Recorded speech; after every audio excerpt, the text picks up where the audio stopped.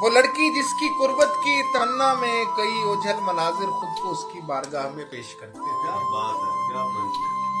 सुना है आजकल नजदीक का चश्मा लगाती है वो, जिसकी बेनियाजी से कभी इस शहर में लोगों का कारोबार चलता था।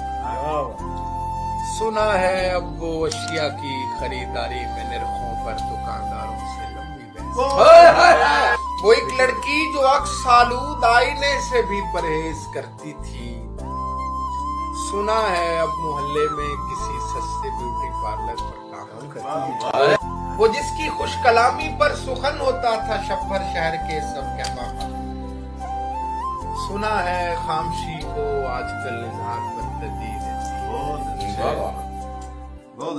वो एक लड़की जो सरता पा कभी पिंदार का मीनार होती थी, जरा से जलजले से ढह गई होगी।